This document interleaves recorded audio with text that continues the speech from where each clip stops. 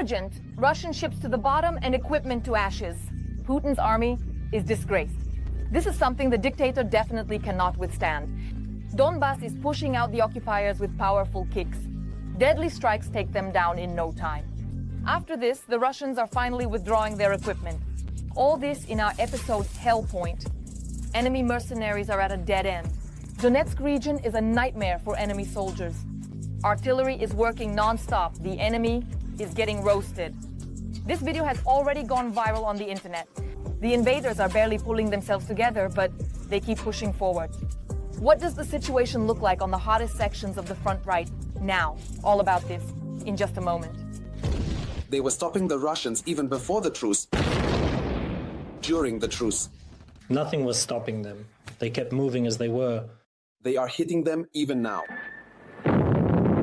The fighters of the 24th Brigade, named after King Danilo, are holding the defense of Chasiv Yar. The intensity of enemy assaults here was high a week ago and remains the same now.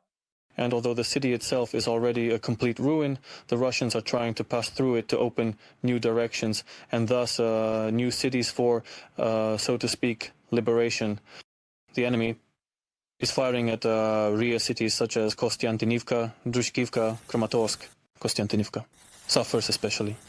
The enemy uses aviation trying to inflict such terror on the civilian population that remains there. But every attempt by the enemy to advance further is met with fierce resistance by the Royal Infantrymen, especially since during the Easter truce, the enemy truly showed how ready they are to adhere to agreements. So it's necessary to be constantly on alert. During this holiday, our guys, the infantry of King Danilo, were standing at the front line, carrying out their combat duty. Great honor and praise, they are the best of people. Thanks to them, our people were able to celebrate this holy, sacred holiday. We, and not only us, have already said many times that the Russians either did not adhere to the terms of the truce at all, or used the moment of calm to their advantage. They brought in troops, conducted a rotation, evacuated the wounded, and brought in healthy ones. They rotated the same long-range weapons. So, you understand, they performed scheduled maintenance. They performed scheduled maintenance and called it our kindness to you. So a consistent step from those who do not keep their own word was the activation of almost all front directions. Up to 130 arrivals, positions, 130 arrivals, one position. This is in one day. Well, this is quite a significant load on the personnel and a lot. And this immense load on the infantry is now being attempted to be reduced by the artillery. We always work, that is, to ensure the safety of our infantry, to prevent the enemy's actions in movement. We know where he is, and we control, wait for him, meet him. We traditionally urge you to help reduce the burden on our defenders, particularly financially, as there are plenty of needs that must be addressed immediately. This includes repairing equipment and purchasing additional FPV drones. So, do not remain indifferent. The details are on the screen. From the Donetsk region, Kostiantin Melnikov, Dmytro Matvienko, Yuri Ostapchuk, Fakti ICTV, United News. The Russian fleet is sinking. Ships are turning into scrap metal. Targeted elimination of everything that moves on the orders of Russian generals. Traps are everywhere. How our forces manage to strike directly at Putin's artery, and what they have left for the enemy as a treat. About this in our material. The most powerful ship of the Black Sea Fleet with a satellite system and supersonic missiles on board. A battle cruiser where leaders of different countries have met multiple times. It also has its own headquarters and even a separate air defense system. Overall, the pride and symbol of the Russian Federation, which, as befits a symbol, went to the bottom of the Black Sea. In this whirlpool of Kerampalikhina, the cruiser Moskva. It was the defense forces on Snake Island that sent it on its well-known course. The ship ended its journey 3 years ago when it was hit on April 13th and sank on the 14th. This, I believe, was likely the most powerful and technologically advanced ship of the Black Sea Fleet since 1982. The value of the Moskva was estimated at $750 million. It was essentially a floating air defense system, thanks to which the Russians controlled the entire airspace over the Black Sea.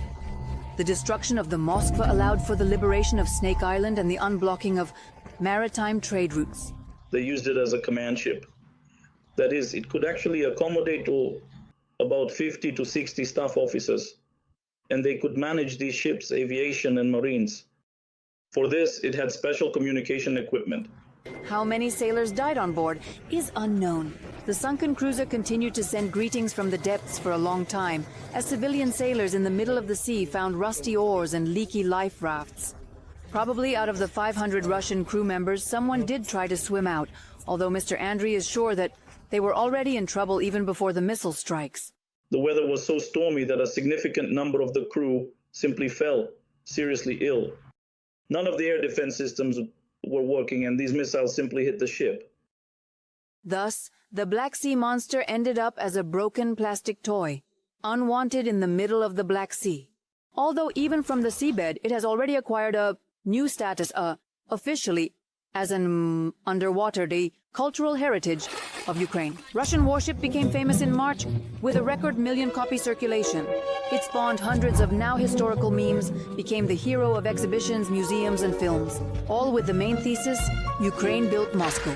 Ukraine burned it, and now Ukraine is studying it. After all, the cruiser was built in Mykolaiv. Gradually, the flagship is now being resurrected in a Ukrainian dice museum. These are the remnants of the legendary Moskva that are sea-washed ashore. A life buoy, a signal buoy, and also the remains of the Neptune missile which sent the ship to the bottom. According to all laws, they are now being studied by Ukrainian scientists. And here is the Guard missile cruiser and operational number 121. At that time, only the flagship of the Black Sea Fleet, the missile cruiser Moskva, bore this. So this item is original. This item is genuine. This item is from the missile cruiser Moskva. In the Central Naval Museum of Ukraine, they know the exact coordinates of the sunken Moskva. Director Serhiy Voronov says the depth there is about 50 meters. This means that it will definitely be possible to recover many interesting items. The flagship itself is large, so even beginner divers will be able to descend and at least see it from above. Moreover, the Moskva sank successfully near ancient ships and more modern wrecks of the Russian fleet. This is one of the 3,000 sunken ships that we know of, which lie in the waters of Ukraine and are on our record. Most of them are not sunk but damaged. For example, the Saratov, a large landing ship that was destroyed in Berdyansk, we did not record because it practically did not sink. It settled on the seabed. There are plenty of exhibits for scientists at the bottom of the sea. In just 2 years following the cruiser Moskva, Ukrainian defenders sent at least 6 landing ships to the bottom. The largest among them are the Olenogorsky, Gornyak, Minsk, Novocherkassk, and Caesar Kunikov. Among them, the submarine Rostov-on-Don, a missile boat, several patrol ships, and even a naval minesweeper went to the bottom with their full load.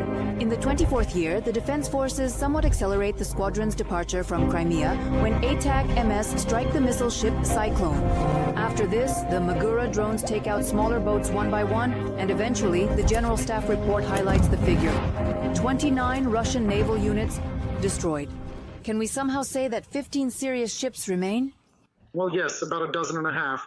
These are frigates. They are precisely the missile carriers. These are corvettes, again, missile corvettes, and a few landing ships remain there, but very, very tempting. Ukraine has finally expelled the Black Sea Fleet from the Crimean bases and did so not only without its own fleet, experts say. It continues to adhere to the strategy of primarily destroying what is used to launch missiles, land troops, and where ammunition is hidden. We have expelled the enemy from the northwestern part of the Black Sea. We lifted the blockade from our ports and initiated the maritime cargo flow to our ports. In Sevastopol, only damaged ships remain, which the Ukrainians occasionally send back for repairs. Due to a lack of forces, the Russians have relocated the base of the surviving ships to Novorossiysk. From there, missile carriers are still taken out to sea under full cover of patrols and helicopters, while the most valuable ones are hidden in the marshes under the protection of a dozen Russian air defense systems. Of course, there are still many monsters in those ports capable of handling the most powerful combat missions, and the occupiers are constantly looking for loopholes to protect them. However, our naval forces are acting proactively and know exactly how, where, and when the entire Black Sea Fleet will go to the bottom. Olena Hushchuk, Volodymyr Perekonsky, Ole Herashchenko, Denis Yaroshenko, TSN 1+1 Marathon. United News. There's something strange in Putin's army. The dictator is gathering soldiers from all over the world. The occupying army has never seen such shame. They surrender at the drop of a hat. The Kremlin can't bear to watch this. They're tearing their hair out. Shocked! They're recruiting foreigners and mocking them. They promise retribution is coming soon. Are the disgruntled soldiers really ready to overthrow Putin? You'll find out the answer right now. Announcer. Fighters of the Carpathian Sich battalion captured a Senegalese man who was fighting on the side of the Russian army. According to the mercenary, he studied for 2 years at a Russian university, and then decided to move from Russia to Europe by the shortest route, through the front line. Konstantin Brovchenko. During the search of the prisoner, Russian bank cards were found. And according to him, he was like an immigrant wanting to emigrate further abroad to Germany. He was told to go to the line of combat, earn money, and then he would, well, move further, as if earn money. Soldier, I want to go from Russia to Europe, because he said it's not difficult. Narrator.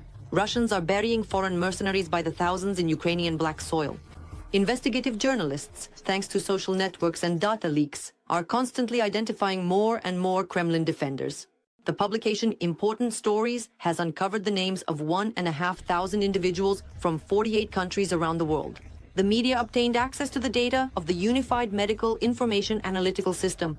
In it, 1,500 individuals are registered at the same residential address, which coincides with the location of the sole contract recruitment point. This number of recruits is from the end of April 2023 to May 2024. The leaders were Nepalese. However, after their participation in the war began to be confirmed in the media, the authorities stopped issuing tourist visas to Russia, and their influx decreased. The largest source of mercenaries after Nepal is the post-Soviet countries. Alexander Borodai, through just one selection point at Yablochkovo, in a little over a year, at least 523 people from post-Soviet states have passed. Most of them are from Tajikistan, Uzbekistan, Belarus, Kyrgyzstan, and Kazakhstan. Some flew to Russia from their home countries on the same day or a day before appearing at the selection point. However, most of those for whom border crossing data is available have lived in Russia for more than a month and often more than a year. Narrator. Currently, in Kazakhstan, there are several scandals surrounding the recruitment of the country's citizens for the war in Ukraine. Firstly, local activists have noticed how the Russian propaganda channel Sputnik openly advertises recruitment for participation in the war within the ranks of the Russian army. Secondly, Kazakhs have received a list of 600 names of the country's citizens, mercenaries. The local authorities, who had previously shown neutrality, became anxious. Anton Gerashenko. We do not know the accuracy of these numbers, how much they correspond to reality. We need to look into and verify this information now. News anchor, and last year, for example, how many people came for rent? Is there such a check? Anton Gerashenko, make an official request. Alexander Borodai. All 661 people whose names are there are accurate. Why can I assert this quite clearly? Firstly, in this list, we found the names of all the West Kazakhstan residents we wrote about, or I personally wrote about on social media, starting from February 2022. These are the residents of the West Kazakhstan region who went to fight on the side of Russia, the so-called mercenaries. In particular, in this list, you can find the names of Aybek Ramazanov and Batir Yermekbayev. These are residents of the West Kazakhstan region who are already killed at this point, and they are dead. In the same list, there is a person, like Alexander Gaponov, who is still alive. As far as I know, he continues to fight in Ukraine. Besides everything else, apart from what we found, there are names of West Kazakhstan residents that are already known to us. Personally, After the list was published, several women from Kazakhstan reached out to me. These are the mothers, wives, and sisters of those men who left Kazakhstan to fight for Russia against Ukraine and are consequently missing. Narrator, in fact, there are many more Kazakh mercenaries. In the Russian army, they have to endure violence and humiliation, and of course participate in brutal assaults. Anatoly Kulinich, people from neighboring countries are subjected to, the most horrific torture and violence now. And then, let's say, due to their broken psyche, they simply cannot find any other way out except to go on this assault. People on the front line now, regardless of who they are, live up to 2 months, a month, 2 weeks, a week and a half, and it doesn't matter who they are, convicts, contract soldiers, or immigrants who are forcibly, let's say, driven into this war.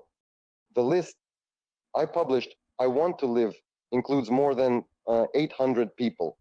But we understand that if people have been reaching out since the beginning of this year, daily searching for various individuals, then we realize that this number has long surpassed 1,000 people. Mainly, from what I gather and hear from your side, these are people from northern Kazakhstan. Announcer. Officially, there are currently 7 Kazakh mercenary prisoners of war in Ukrainian captivity, but they can only be exchanged to Russia, which does not want them.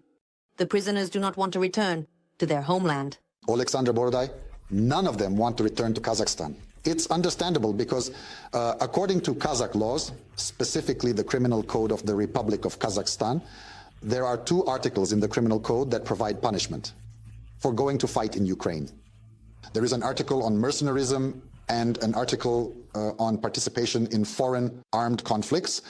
According to these 2 articles, which are considered serious offenses, the punishment terms are quite severe, ranging from 9 years to Betapadda up to 17 years of imprisonment.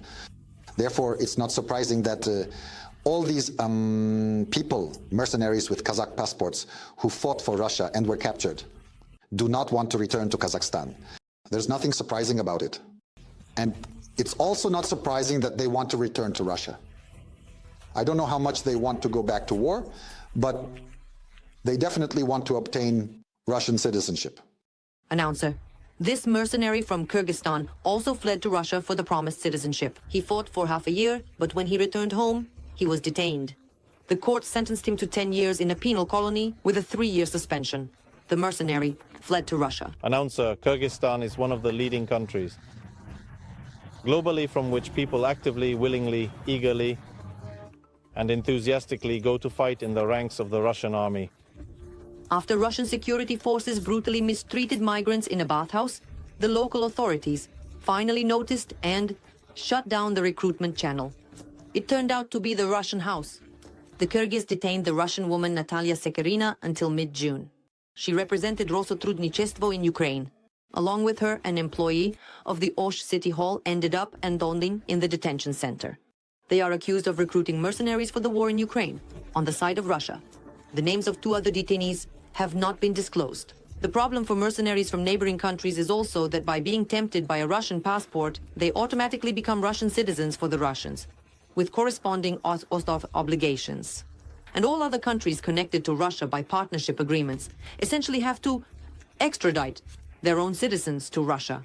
And there are many such requests concerning military personnel who have returned to their historical homelands. Announcer. But Panin, the captain of the Ulcers, I don't want to give it in Russia. I don't want to send it to war. All these tears of mothers and the mockery of commanders, of course, do not make it to the federal channels. The propaganda machine continues to churn out videos about the great Putin, the father of all nations. Announcer. This is Father Vladimir Putin. He must be respected, and everyone in the world respects him. I would dream of seeing him and shaking his hand, or at least raising my hand to greet him. I am very more proud of him. Every voice matters. Join our community, support independent journalism, and help us bring you the truth from Ukraine. Become a member of Ukraine today. Join us now. Performed excellently.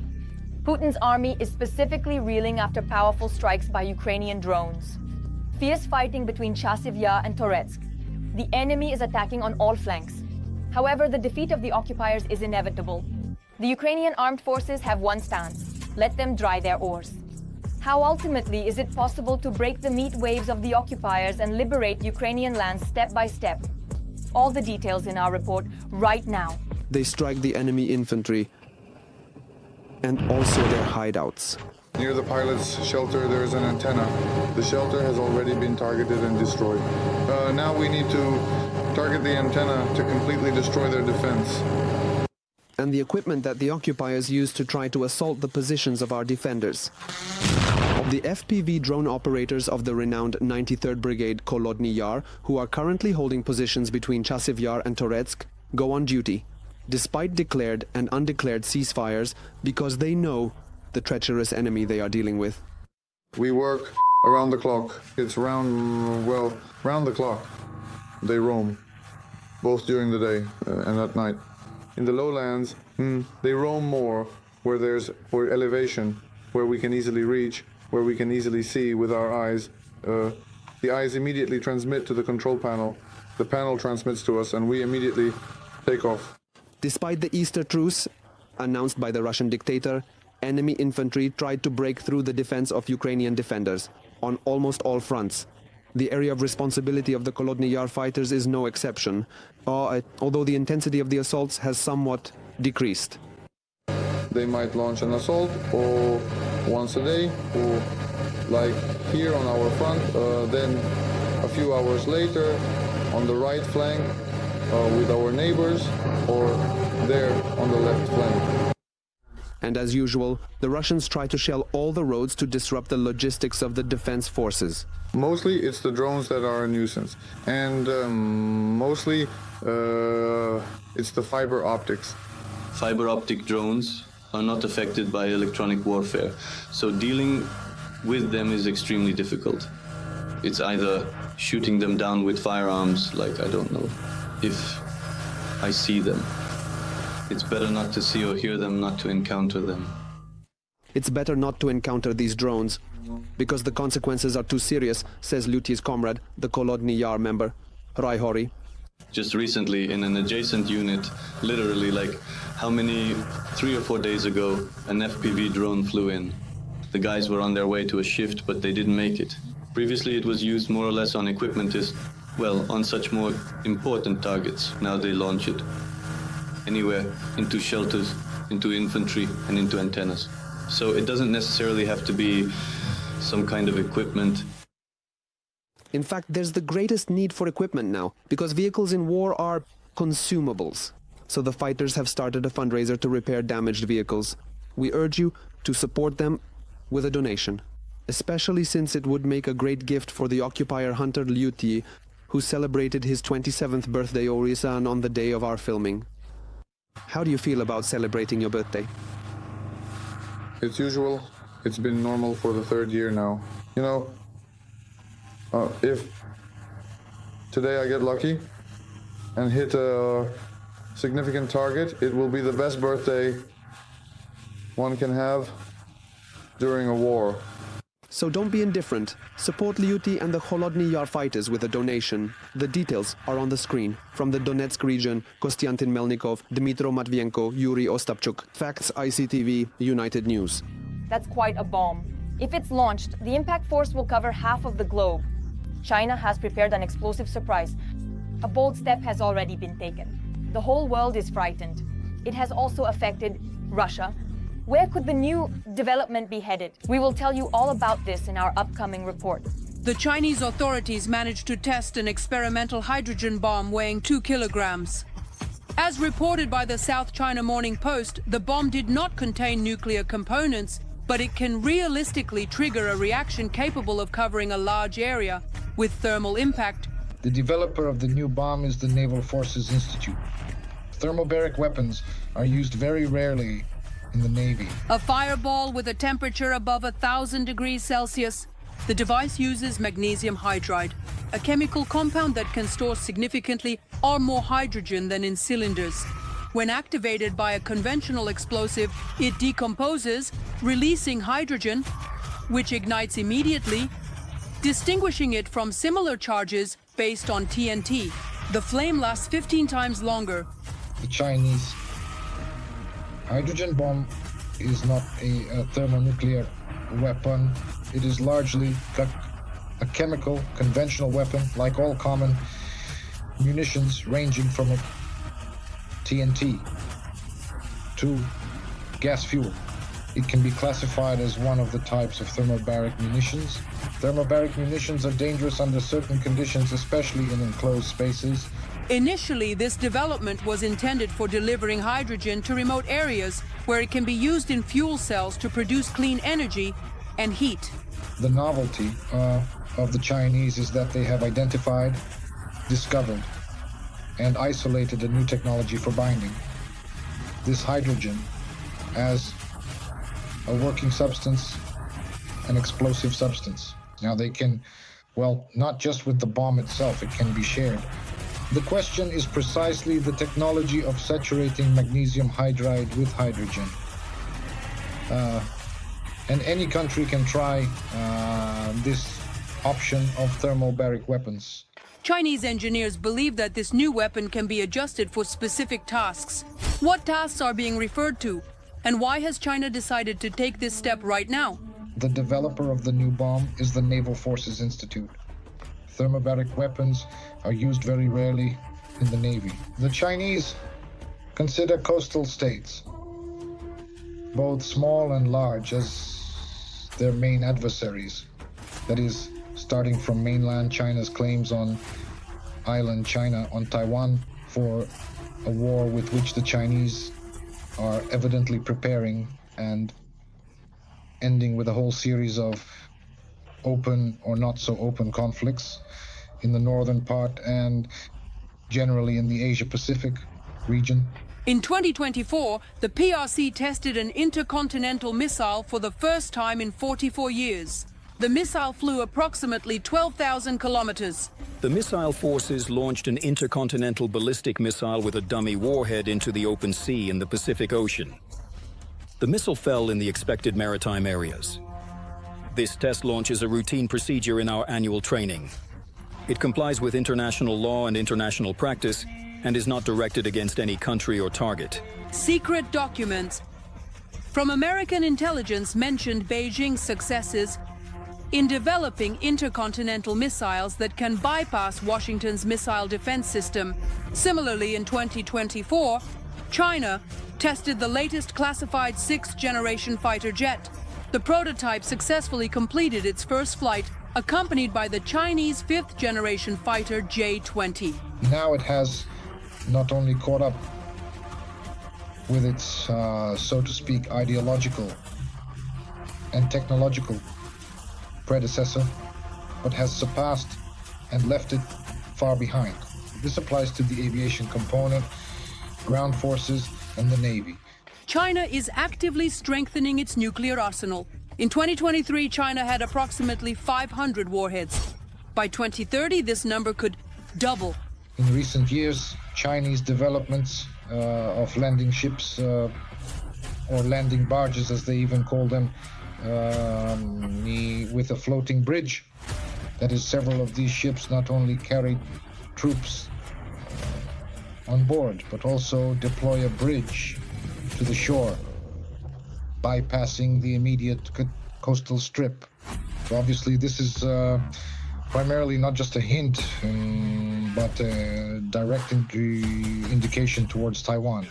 Beijing officially adheres to a no-first-use policy, but this does not stop it from building up forces and developing the military sector by creating new missiles. Starting from ballistic cruise missiles, well, this is a broad field, but also the main direction as a rule. We already see that cruise missiles may not be so much anti-ship weapons as weapons for striking deep into enemy territory. Beijing is actively investing in non-nuclear strategic technologies, DF-17 hypersonic missiles, long-range precision complexes, as well as electromagnetic and laser weapons. Besides maritime countries, Beijing is also eyeing the Arctic. China, Russia, and the USA are already competing for it. China has long arrived in the Arctic. Its geostrategic significance is very advantageous for these countries. They are ready to share the mineral resources there. China, which is a large, enormous transit country. Transit through the waters of the Arctic Ocean is a short route, and the Chinese are interested in it. And secondly, naturally, the Chinese are looking further ahead.